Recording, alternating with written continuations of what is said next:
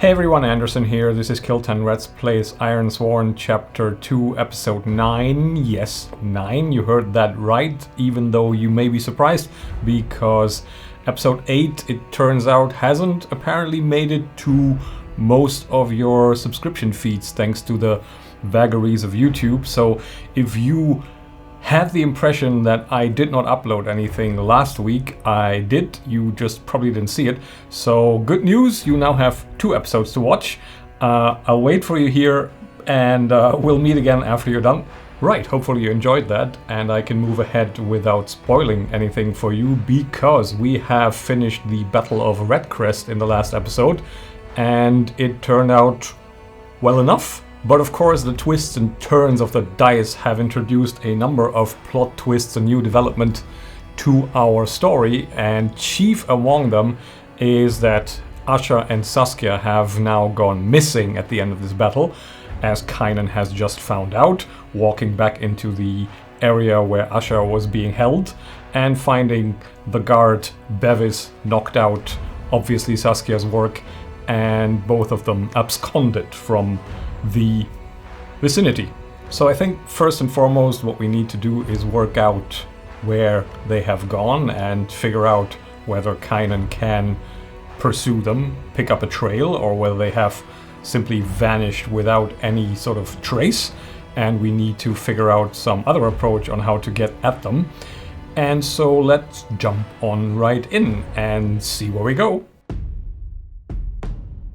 As Kynan stares into the empty holding cell at the broken set of manacles dangling from the wall with the guard still out behind him, he takes a few seconds to consider whether he was a fool to trust Saskia. Not that he really trusts her implicitly, but he, to a certain extent at least, goes along with her and isn't constantly terrified of her stabbing him in the back. And somehow he thinks, no, I'm picking up more of a vibe here that Saskia rolled with whatever punches Asha was throwing out, and maybe that was some sort of escape route to get to safety, to actually safeguard this vow of finding Asha and keeping her safe, quite literally, in which case now technically all he has to do is find them and then return her to her mother, and everything will be fine. Of course, it's probably not that simple. So he goes ahead and starts rummaging around, and in the aftermath of the battle, he does so, at least for a few minutes, I would imagine, quite undisturbed. So he steps into the holding cell and he starts gathering some information, which is a move we are going to make, and therefore we're going to look it up quickly. When you search an area, roll plus wits. If you act within a community or ask questions of a person with whom you share a bond, add +1. We don't share a bond with the room, so we don't add +1. We may do that later when we actually start quizzing Morgan, but for the moment we just roll plus wits and hope for the best. Oh, how wonderful! I don't know if you can see that, the die roll. I'll pull the second die here so you can see in all its glory those 2 wonderful zeros staring me in the face and signifying that our investigation unearths a dire threat or reveals an unwelcome truth that undermines your quest. I have a feeling the unwelcome truth could lean us in the direction that Asha is going to create a dilemma for Kynan here, because she is then very likely culpable and in cahoots with, or maybe even the main instigator of this outbreak of disease / attack of nature. But let's ask the oracles to see what flavor of horrendous complication we are dealing with here. 21, leave. Was that a 64? Yeah, that's a 64. Structure. Leaf structure. Leaf structure. Leaf structure. Is that a structure for leaving, or did she leave the structure? I mean, it's pretty obvious that it's not really a complication that she left the structure, meaning that she went away. We already kind of knew that, but maybe there is some other element involved here some structural element for leaving, like she has a secret passage out of Red Crest and was able to vanish in a way that Kynan cannot immediately trace her. That could be a thing. So I guess we can just ask, is this an escape route? We consider it likely because in the light of what we have here, this just seems to make the most sense. 39. Okay, so Asha has some kind of escape route, which kind of raises the question, how does that work? Is there some way out of Red Crest that only she... Oh, wait a minute, we're underground in a... Who's to say how far into the underground, into the mountain, or the hillside rather, the rocky hillside, these tunnels actually go? Perhaps there is a deeper layer to this.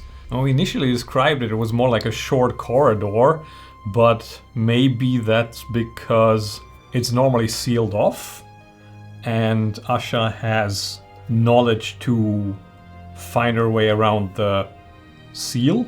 What are they sealing off though? I mean, it makes sense that you want to keep a secret passage into your city hidden, but then again, why keep it at all? It's under the longhouse, so if there's like if that's like a secret escape route, that could be a thing. Maybe we can go to Delve and figure out what we are actually dealing with here. Let's just ask the aspect and focus Delve oracles to give ourselves an idea on what kind of inside or interior exists in this hollowed out hill or tunneled into hill. And if so, and if we can derive some kind of idea from it what this is actually going to be like. 12 secret. Okay. It's a secret. A secret what? 35 trail. A secret trail. I mean, we kind of guessed that already. So I don't really... That just confirms the initial reason why I rolled on this, so I don't really think that works very well. What else can we do to narrow this down a bit? Let's just roll aspect and focus again to flesh out the secret trail. I mean, now we have confirmation that there is a mostly unknown way out of Red Crest that Asha was aware of and that she used together with Saskia. But we don't really know what it's like yet, so let's narrow that down a bit. It's like my roundabout way of saying let's re-roll the whole thing because it didn't yield a very useful result.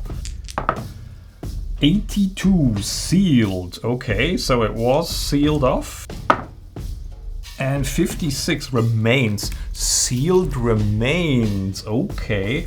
Maybe this is not actually like a passage in a sense that there was an escape tunnel here that the citizens of Red Crest created. Maybe it's like a historical thing where this was something that the citizenry of Red Crest found when they created the village here and started, maybe even something they found once they started tunneling, something that was sealed. They found it, then sealed it off again. Let me have a quick look at the legacies part of our world building. We decided that other humans sailed here from the old world untold years ago, and that's the people we call the Broken. So maybe before they were the Broken, they created some structures, or there is also the aspect of before the Ironlands, before even the Firstborn and other people lived here, their ancient ruins are found throughout the Ironlands.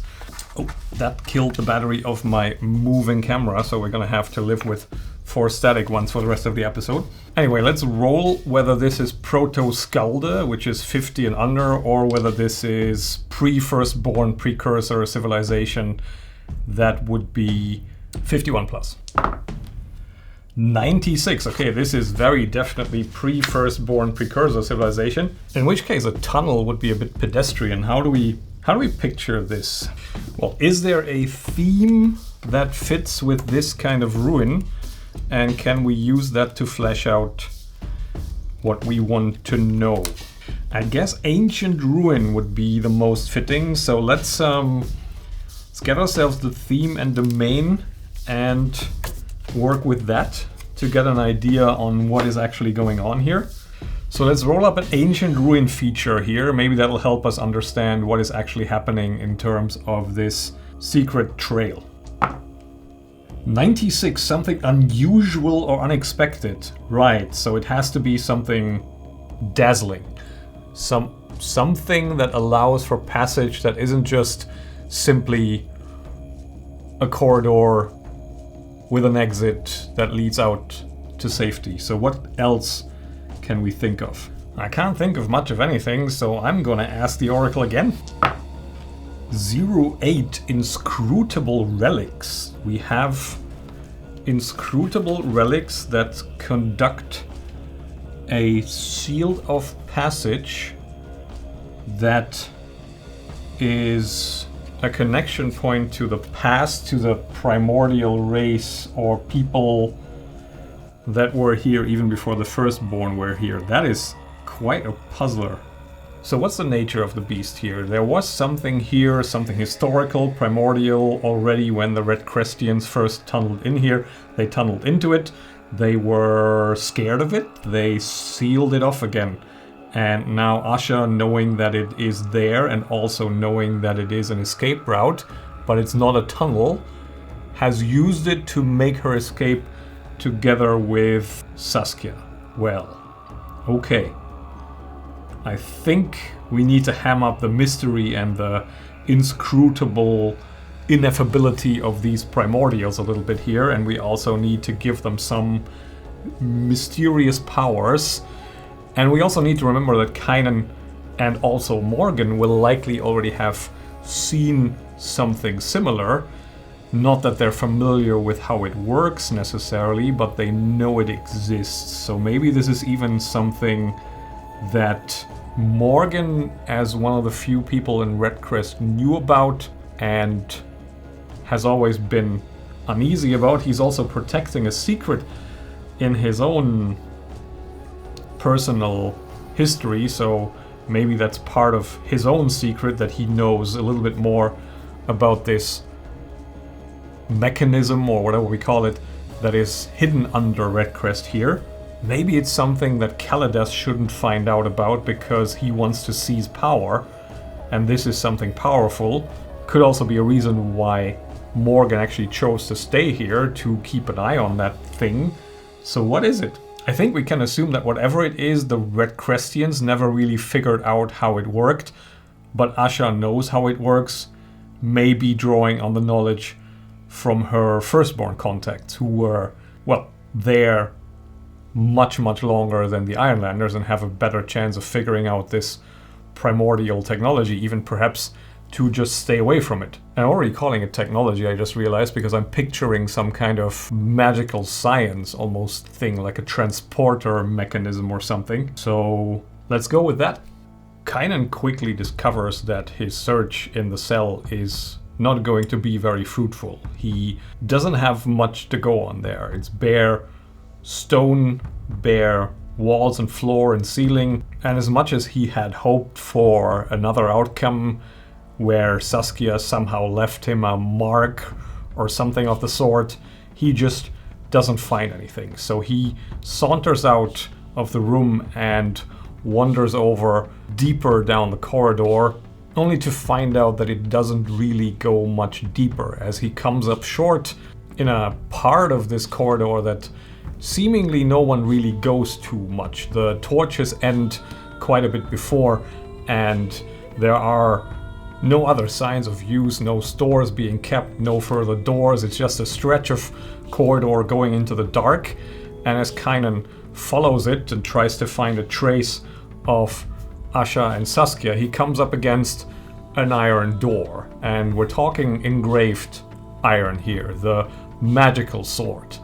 And the door is a bit of an engineering marvel. It seems to have been made in a time when the engraved iron and its nature as a warding against firstborn magics and such were discovered, and when the knowledge of old world engineering was still fresh in everybody's mind. So it's a sort of a puzzle door where several discs and dials with interlocking gears, partly visible, partly exposed, exist to make sure that the door isn't simply opened by means of a key. You have to know the opening combination, which maybe Asha does or did, because she must have bypassed it, and to our knowledge at least, or to the seeming that we have in front of us or in front of Kynan right now, close it again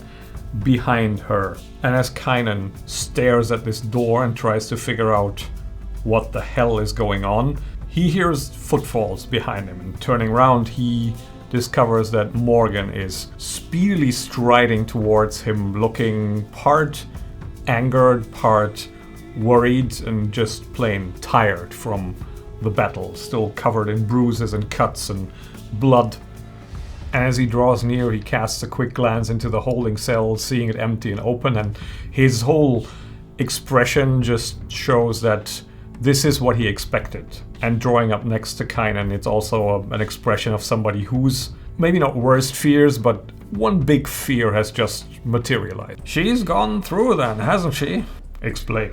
I always had the feeling that she was quite a resourceful young woman. What worries me is that she doesn't strike me as stupid enough to just lock herself in a dead end, which is what is behind this door. So unless she found a way to make it come alive again, well, she's stuck. What are you talking about? It come alive? And instead of answering, he just sighs and approaches the puzzle door and starts fiddling with the dials, eventually stopping and turning to Kynan.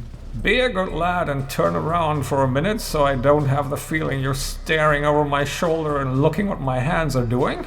And Kynan half scoffs, half smirks, and very demonstrably turns around and looks into the air and whistles a little tune. And within a couple of seconds of dials turning and cranking, there's an audible click as the door unlocks and Morgan pulls it open. And here's where I have to kind of free associate a little bit with this primordial culture.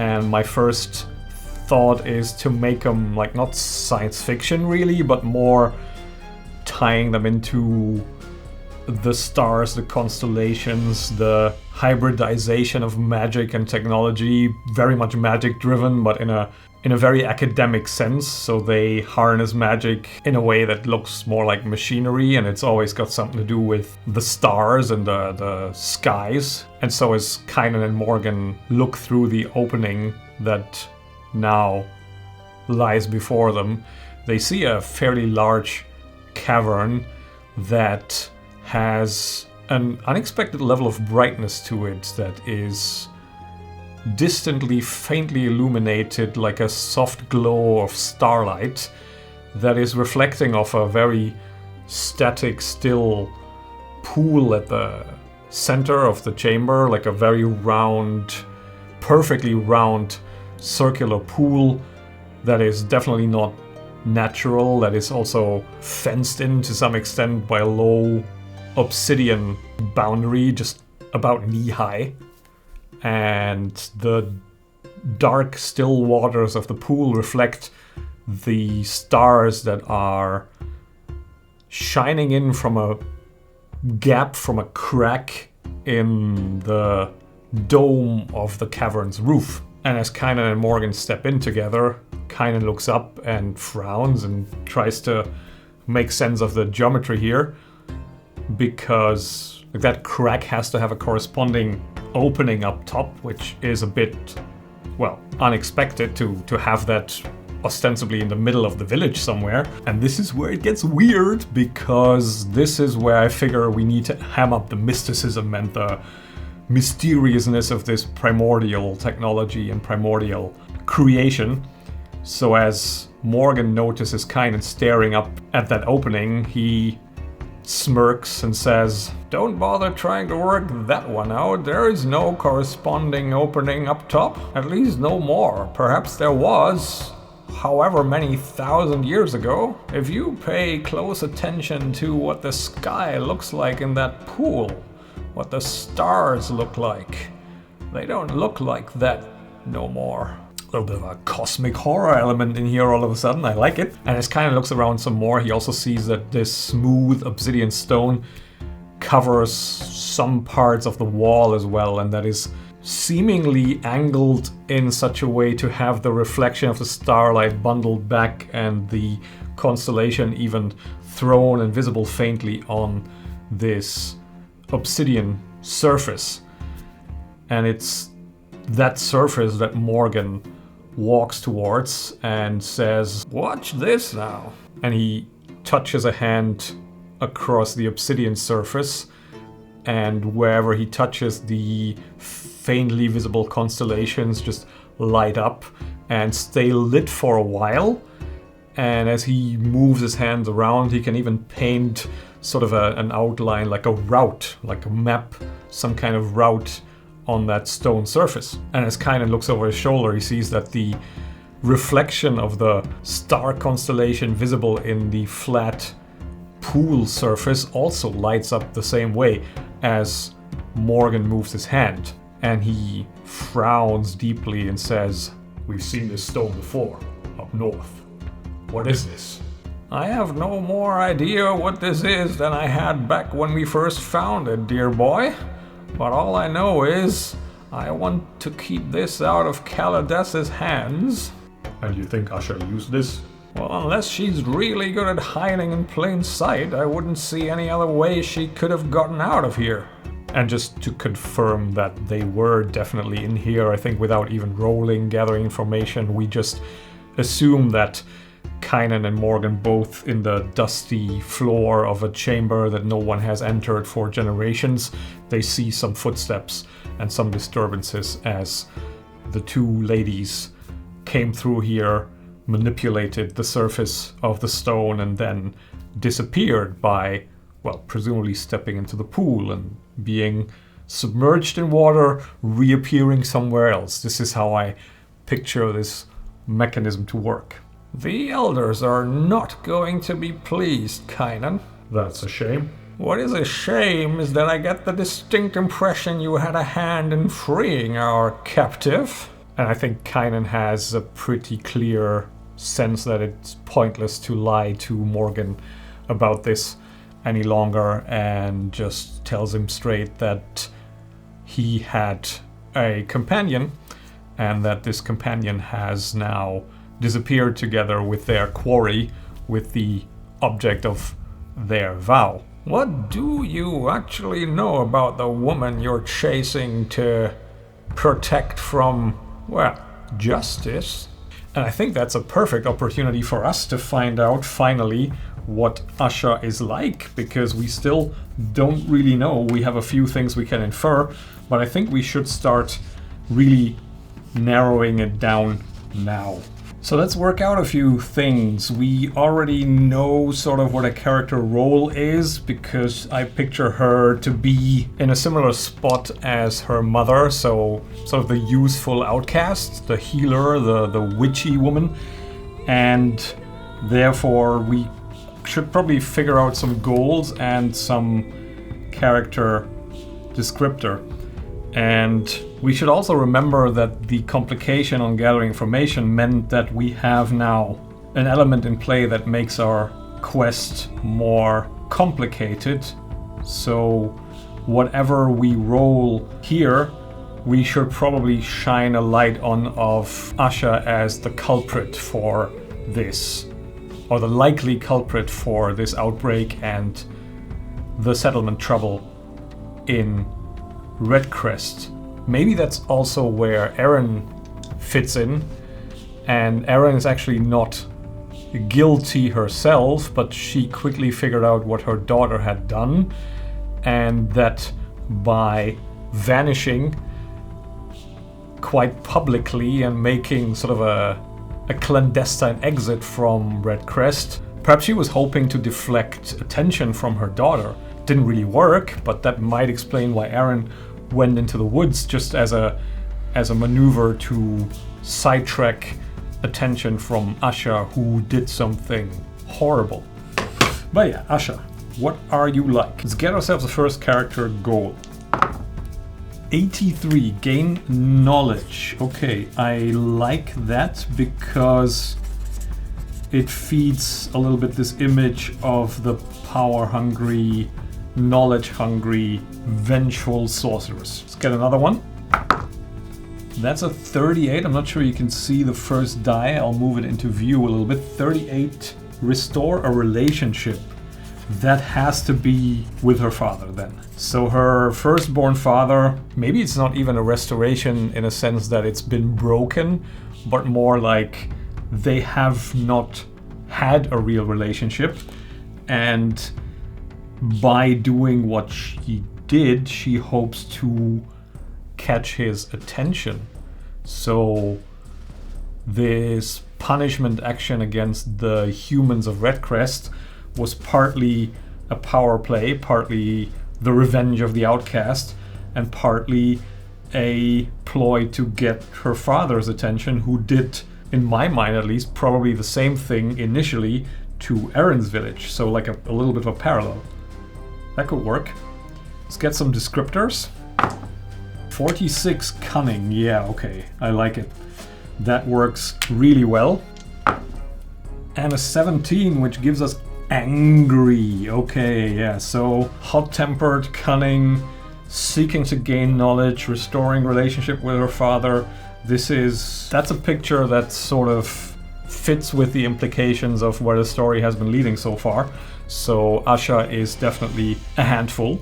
And so this is how Morgan describes her, that ever since he knew her, she had a thirst for knowledge of the outside world, was plying him for tales of his travels, of his explorations, of his delves into ancient ruins, and also gravitated towards Morgan as somebody who, as an outsider to the community, also was initially under suspicion, even though he gradually reduced that to the point where the other villagers trusted him, which just never happened for Asha because of the rumor of the taint of being allegedly half-elf, which we know to be true. I once more fear for what you've unleashed, Kynan.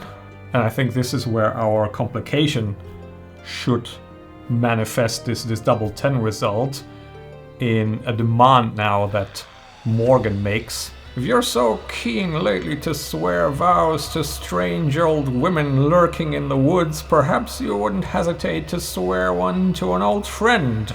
And here, of course, we acquire another vow, which is to save Redcrest from the trouble, which is exactly and completely opposed to any agenda that Asha has in mind. So we have to somehow now overcome her desire if we want to not just do away with her, but actually also fulfill our vow to keep her safe.